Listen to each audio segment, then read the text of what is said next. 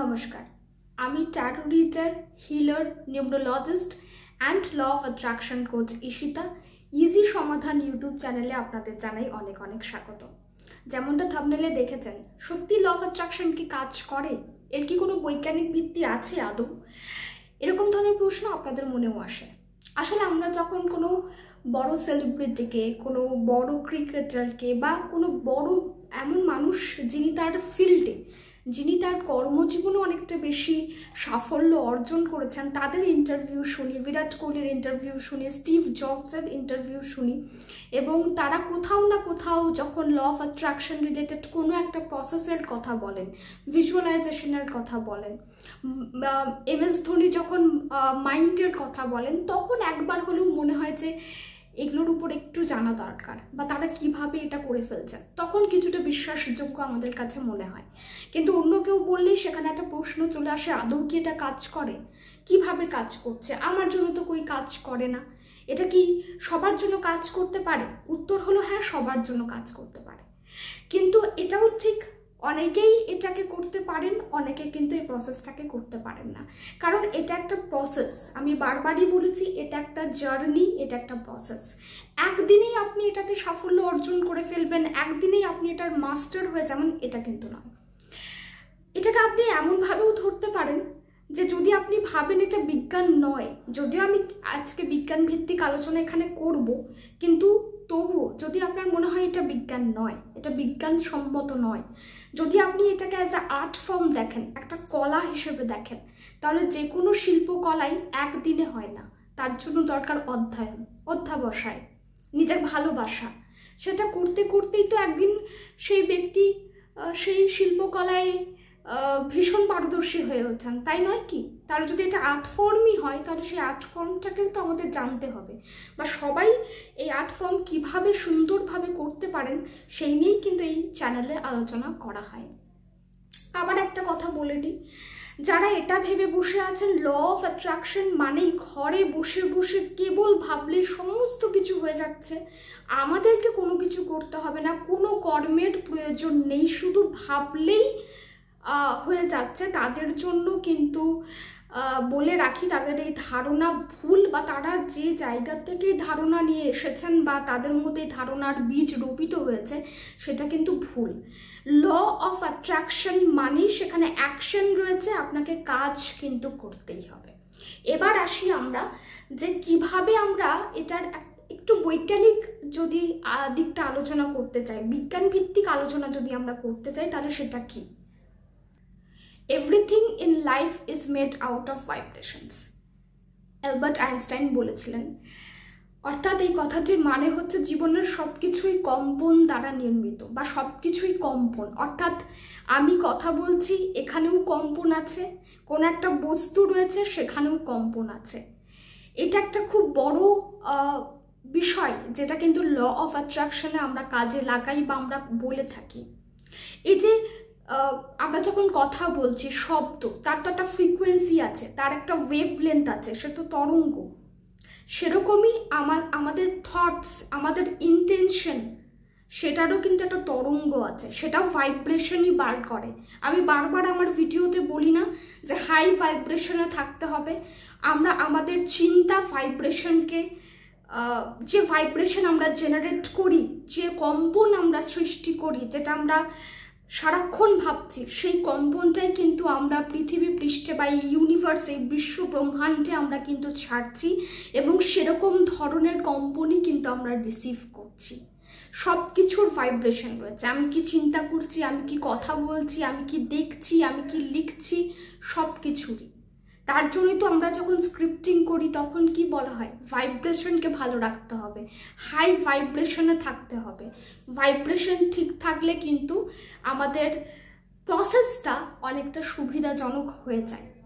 Second কথা যদি আমি বলি, তাহলে কোয়ান্টাম ফিজিক্সে মূলত একটা পার্ট আছে যেখানে বলা হয় থিওরি অফ এন্ট্যাঙ্গলমেন্ট, সরি একটু আমার বলতে গিয়ে একটু ভুল হয়ে গেল, principal of entanglement.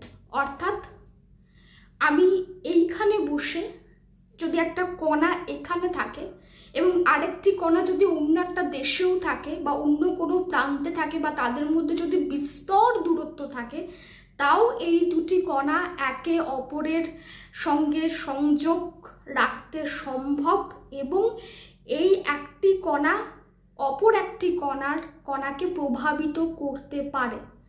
They can affect each other, impact দুজনের উপরে পড়বে।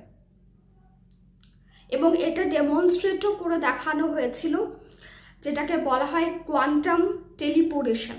কোয়ান্টাম টেলিপোরেশনের মাধ্যমে কিন্তু এটা ডেমনস্ট্রেট করেও দেখানো হয়েছে।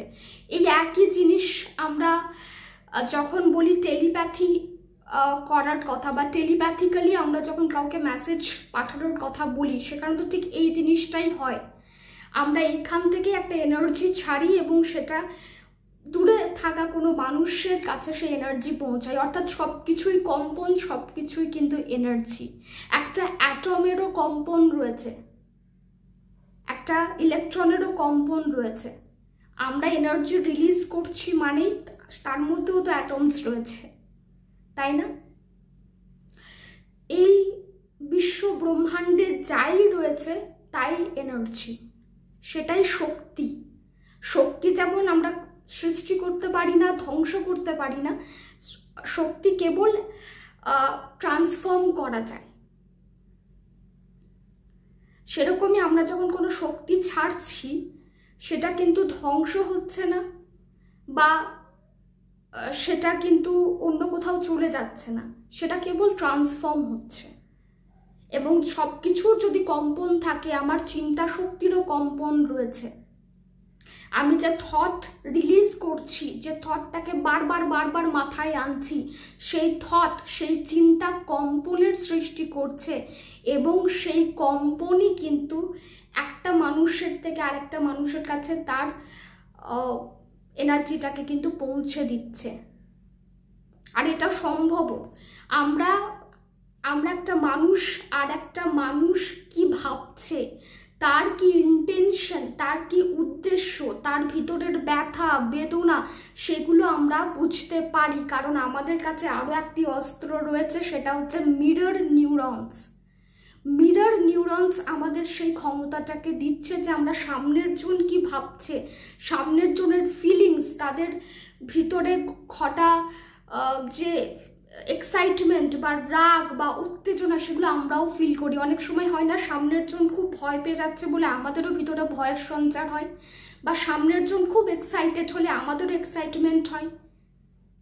কাউকে আমি কোনো টেলিভিশন পর্দায় বা কোনো ভিডিওতে আমি দেখছি কেউ খুব জোরে বাইক রাইড করে যাচ্ছে, আমারও মনে ইচ্ছা হয় যে আমি এরকম একটা বাইক কিনে রাইড করব। অর্থাৎ এগুলো হচ্ছে কেন, আমরা কাউকে কিছু করতে দেখে আমাদের মনেও সেই একই আগুন জ্বলে উঠছে সেই কাজটি করার জন্য। আর এটা কে করাচ্ছে? আমাদের ব্রেনে উপস্থিত মিরর নিউরনস। এটাই তো আমরা করি ঠিক ভিশন বোর্ডের মাধ্যমে। বলেছিলাম না ভিশন বোর্ডের ভিডিওতে, যে ছবি বার করে সেই ছবিগুলোকে লাগিয়ে রাখবেন এবং যখনই তাকাবেন তখনই আপনারা দেখতে পাবেন যে আপনারা জয়ী হচ্ছেন, আপনারা সাকসেসফুল হচ্ছেন। এটাই তো উদ্দেশ্য ছিল। ভিশন বোর্ডের উদ্দেশ্য তো ঠিক একই জিনিস। অন্যকে কোনো একটা কিছু দেখে সেই একই আগুন আপনার মধ্যেও জ্বলে উঠবে এবং আপনারা সেই কাজ করবেন। কিন্তু কোথাও ল অফ অ্যাট্রাকশনের কোথাও কোনো জায়গাতেই কিন্তু এটা বলা হয় না যে আপনাকে অ্যাকশন নিতে হবে না। এই সব কিছুই আপনাকে অ্যাকশন নিতে, আপনাকে কর্ম করতে রাস্তা দেখায়, সেই পথ তৈরি করে দেয়, বা আপনারা সেই পথগুলো খুঁজে পেতে থাকেন। কোয়ান্টাম ফিজিক্সের মূল কথাই হলো যে আমরা প্রত্যেকেই একে অপরের সঙ্গে যুক্ত, আমরা প্রত্যেকেই একে অপরের সঙ্গে আদান প্রদান করি, এনার্জির আদান প্রদান করি, শক্তির আদান প্রদান করি। আরেকটি কথা এবার আসবে, অনেকেই এটা প্রশ্ন থাকে যে আমাদের কোনো শাস্ত্র, আমাদের কোনো ধর্মগ্রন্থে কি এরকম কোনো, এই প্রশ্নটা থাকে যে আদৌ কি কোথাও কিছু বলা আছে। এটা অবশ্য সবার নিজস্ব মতামত হবে। আমার ব্যক্তিগত মত যে হ্যাঁ, বলা অবশ্যই আছে। ভগবদ্গীতাতে অবশ্যই বলা আছে এটার কথা যেটা হয়তো একটু অন্যভাবে বলা আছে। আমরা যদি মানেটাকে, আমাদের যদি পারসেপশনকে একটু বদলে দেখি, তাহলে সেই মানেটাই কিন্তু আমরা পেয়ে যাই। একটা সবথেকে বড় শিক্ষা যেটা আমরা পেয়েছি সেটা হচ্ছে কর্ম করে যাও, ফলের চিন্তা করো না। অর্থাৎ কি, ঈশ্বর বলতে চেয়েছেন যে কর্মের যে প্রসেসটা রয়েছে সেটাকে এনজয় করো, সেটার উপরে ফোকাস করো, অ্যাকশনের উপরে ফোকাস করো, জার্নিটাতে ফোকাস করো। এন্ড রেজাল্ট অবশ্যই আমাদের কাছে ইম্পর্ট্যান্ট, এন্ড রেজাল্ট অবশ্যই আমাদের কাছে গুরুত্বপূর্ণ, কিন্তু মধ্যেখানের যে প্রসেসটা, মধ্যেখানের যে জার্নিটা, সেটাও আমাদের কাছে ততখানি গুরুত্বপূর্ণ হওয়া উচিত। যদি আমরা প্রসেসটার মধ্যে এনজয় ফিল না করি, যদি আমরা হ্যাপি না থাকতে পারি, যদি আমাদের খুশি না হয় যে কাজটা আমরা করছি সেটাকে নিয়ে, তাহলে ফলটা কি করে আমাদের কাছে খুব হ্যাপি হবে, কি করে আমাদের কাছে সেটা খুব ভালো লাগার জিনিস হবে, যদি কাজটাই আমরা মন দিয়ে না করি, কাজটার মধ্যে যদি আমরা সেই হ্যাপিনেসটাকে না পাই। ল অফ অ্যাট্রাকশন এই জায়গাতেই আমাদের তো হেল্পটা করে, যে কাজটা করছি যেটা নিয়ে আমাদের ভিতরে ডাউট সৃষ্টি হচ্ছে, আমাদের ভিতরে দ্বন্দ্বের সৃষ্টি হচ্ছে, আমরা নিজেরা বুঝতে পারছি না আমরা পারবো কি পারবো না, কনফিডেন্স লো হয়ে যাচ্ছে, সেলফ এস্টিম লো হচ্ছে, বা খুব অ্যাংজাইটি হচ্ছে, ডিপ্রেশন হচ্ছে, আমরা নিজেদেরকে ধরে রাখতে পারছি না, মাইন্ড কন্ট্রোল করতে পারছি না, সে জায়গায় ল অফ অ্যাট্রাকশনের এক একটা টেকনিক আমাদেরকে সেটা করতে সাহায্য করে। কিন্তু কখনোই এটা বলা হয় না শুধু টেকনিক করে বসে থাকো আর কাজ হয়ে যাবে, সেটা তো নয়। আর ল অফ অ্যাট্রাকশন আপনি যখনই করবেন, আপনার কাছে কি সুবিধা হবে না, আপনি যদি এখন কোনো একটা ভালো অপরচুনিটির জন্য চাইছেন, নিজের ভালো রেজাল্টের জন্য করতে চাইছেন, কোনো এক্সাম ক্র্যাক করার জন্য করতে চাইছেন, আপনি দেখবেন সেরকম ধরনের জিনিসই আপনার চোখের সামনে আসতে শুরু করবে, বা সেরকম আপনার ফোকাসটা তো ওই দিকে চলে যাচ্ছে, আপনার অ্যাট্রাকশনটা তো ওই জিনিসটার উপরে হয়ে যাচ্ছে, আপনি এনার্জি বেশি ওটার উপরেই দিচ্ছেন, যার জন্য আপনি সেরকম ধরনের ভিডিও সামনে পান, সেরকম ধরনের স্টাডি মেটেরিয়াল আপনার চোখের সামনে আসে, বা আপনি ওরকম ধরনের অপরচুনিটির লিস্ট দেখতে পান এবং আপনারা অ্যাপ্লাই করেন, পড়াশোনা করেন, যা যা যাবতীয় করণীয় আপনারা করেন, তারপর তো আপনাদের সিলেকশন হয়, বা তারপর তো আপনাদের কাছে সাফল্যটা আসে। কিন্তু আমি যদি কিছুই না করব মনে করি, তাহলে তো কোনো কিছু হওয়া সম্ভব নয়। এবার আরও একটা জিনিস আপনারা দেখবেন যে ফ্রিকোয়েন্সির কিন্তু আমাদের লাইফে একটা বিরাট বড় রোল প্লে করে। অর্থাৎ কোনো একটা মিউজিক যখন আমরা শুনি, আমাদের ভিতরে ভীষণ শান্তি নিয়ে আসে, আবার কোনো মিউজিক শুনলে আমাদের ভিতরে উত্তেজনা বৃদ্ধি পায়। কি করে হয় এটা? একটা টিউন কোনো একটা ফ্রিকোয়েন্সিতে আছে, সেটা আমাদের মাইন্ড, আমাদের বডি দুটোর উপরেই ইম্প্যাক্ট ফেলে, দুটোর উপরেই কিন্তু তার প্রভাব বিস্তারিত হয়।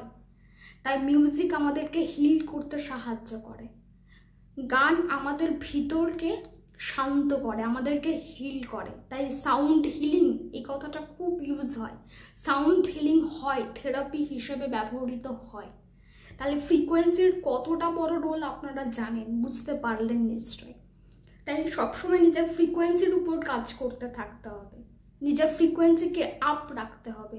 কিভাবে এই ফ্রিকোয়েন্সি আপ হয়? যখন আমরা ভালো কথা বলি, ভালো চিন্তা করি, ভালো আলোচনা করি, ভালো কিছু দেখি, পজিটিভ বলি নিজেদের সম্পর্কে, নিজেদেরকে ভালো জায়গায় উপস্থাপিত করতে পারি, বা দেখি, কল্পনা করতে পারি যে আমরা ওই জায়গায় যাচ্ছি, আমাদের একটা ভালো নাম হচ্ছে, আমরা ভালো কাজ করছি, আমাদের মধ্যে সেই যে ইচ্ছাটা সেটা অনেক বেশি করে কিন্তু ত্বরান্বিত হয়, এবং তার সাথে সাথে সেই feel good hormones, feel good chemicals আমাদের রিলিজ হওয়া শুরু করে।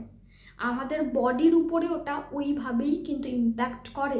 কিছু কেমিক্যালস রিলিজ হয় যেগুলো আমাদেরকে ভিতর থেকে খুব শান্তি দেয়, ভিতর থেকে আমাদেরকে হ্যাপি রাখতে সাহায্য করে। দেখতে গেলে অনেক বড় বিষয়, অনেক কিছুই বলা যায়, অনেক কানেকশনস ডেভেলপ করা যায়, অনেক তথ্য দেওয়া যায়, কিন্তু ভিডিওটা অনেক লং হয়ে যাবে, অনেকের বিরক্ত লাগবে দেখতে। তাই আমি খুব শর্টে বলার চেষ্টা করলাম যে কিভাবে ল অফ অ্যাট্রাকশন আমাদের জীবনের সাথে রিলেটেড, এবং কিভাবে এটাকে আমরা সঠিকভাবে যদি ব্যবহার করি সেটা আমাদের জন্য ফলপ্রসূ হবে।